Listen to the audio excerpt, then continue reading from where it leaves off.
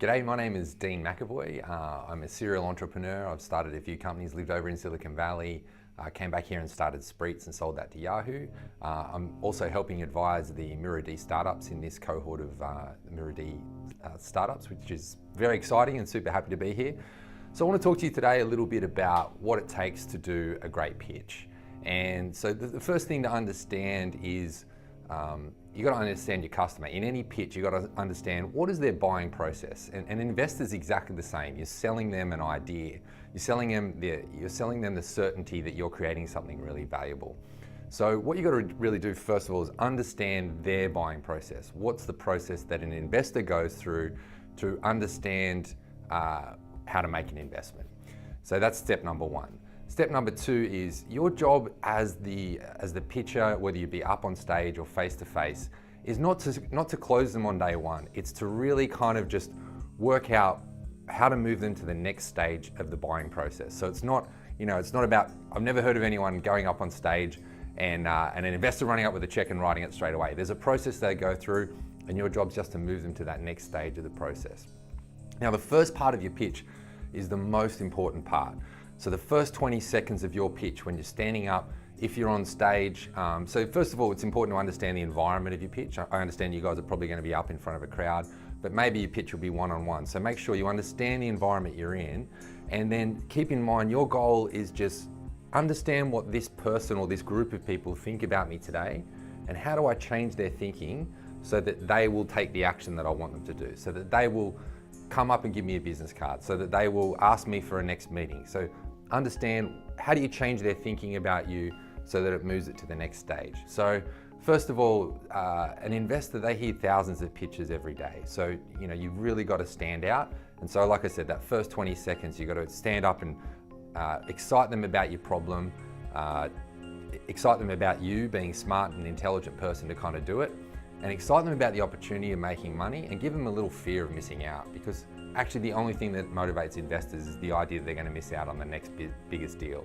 So once you've nailed your first 20 seconds, you've got them excited, they're leaning in, they're ready to kind of do the next part of the pitch. What I like to do at the start of a pitch is really engage them with a story that starts to do a few things. One, it'll often identify how smart and intelligent and clever you are. It'll also often identify your authentic connection with the problem, and then how you've gone about kind of starting this. So the most important thing is that you identify the problem clearly so that people can understand it. Articulate your solution in a short, succinct way. So try not to use the cliches that investors hear all the time of "I'm the Uber of dog washing," because they hear that a lot. And if you have to rely on that to explain what you do, it's really as a last resort. But if you can really just articulate succinctly what you do, how you solve that problem. Now, the best thing to be able to pitch in a startup pitch is traction.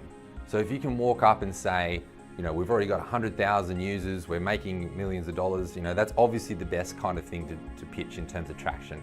Now, often at this early stage, you don't. And so the next most important thing to pitch is your team. So you've already established your credibility of how awesome you are as an individual and smart, and you've uncovered this problem, and you have an authentic connection with this problem. But then the team that's going to bring this to light is going to be super important. It's really important that when you're attracting people to your business, and when you're attracting investors and other people to it, that you really pitch it as a movement. So no one wants to come and join a company so that you can come and help me pay for another set of golf clubs. You've got to make it seem like it's a company that people are joining, that they are part of. It's a we movement. It's not your company. It's not someone else's company. It's a movement that they're joining and they're part of. So it's really important that you articulate your business as something bigger than who you are. It's not something that people are joining to help make you rich. It's some movement that they're joining to help make the world better. And so that's a really important distinction. That'll help attract great team members to your team. The next thing you need to talk about is your market size. Now, everyone's going to get out there and pitch that they're in $1 billion market, and that all they need to do is get 2% of this market and they'll be multimillionaires. That's a very naive way of pitching about market. Now, yes, it's important to understand how big a market is, but everything's a big market. what people really need to articulate is how they're going to attack the market. So Peter Thiel talks about this really well in his book 0 to 1, that when you launch your startup, you want to monopolize a very small market. So basically you want to know that you are you're targeting the dog owners in Surrey Hills with poodles.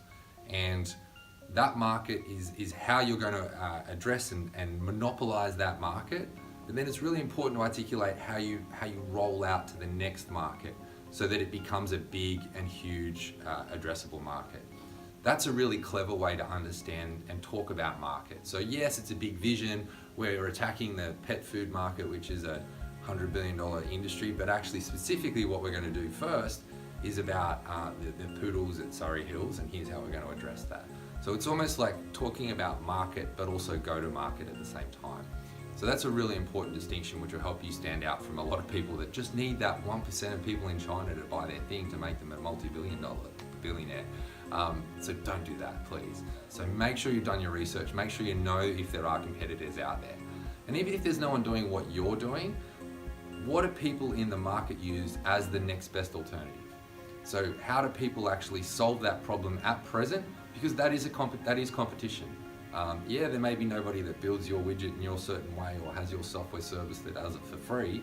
Now it's really important if you're in the beginning to understand how you're going to sell this process or how you're going to sell this business. Because if you're required to go in and spend 3 weeks demoing and understanding and showing people this, and then you're charging people $100 a month, you're going to go out of business pretty quickly.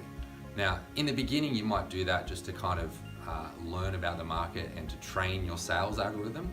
But if that's your ultimate way of selling, then you're really out of business. So it's understanding what's the cost of acquisition of your customers, and then what's the lifetime value of the service you provide. And you need to tell a story of how that's going to be very favorable. Obviously, low cost of acquisition and high lifetime value of customers. Finally, you really just want to sum up with how your service is 10 times better than everyone else in the market. And I always find this is a nice way to finish. Articulate and show that your product is 10 times better. So if you've built a product already, I probably would put a live recording, not a live demo, a live recording of a demo of what you're doing, and that's often a good way, I think, to kind of finish. Remember, your number one job is about selling uncertainty. How do you convince me, as someone who doesn't know you, that you're going to do something that makes a difference in this world? So your job is to get out there and sell uncertainty, and that's a whole combination of the things that I said here today. It's about team, it's about exciting people at the start so that they lean in and get involved. It's about the team, it's about articulating the problem and making sure you have an authentic connection to it. It's about clearly and succinctly nailing what your solution is so people remember it and understand it. It's about understanding the market and articulating your go-to-market in a way that's kind of clear and clever. Make sure you know your business model so that you can that your actual cost of acquisition is less than your lifetime value. And then finally, sum up, make sure you've kind of clearly articulated how your product is 10 times better than the next best alternative in the market. And that's always a good kind of closing moment. And then finish with a follow-up, finish with something that gives you an ask and a reason to stay connected, and then make sure you do what you say you're going to do. And if you do, you're going to nail it.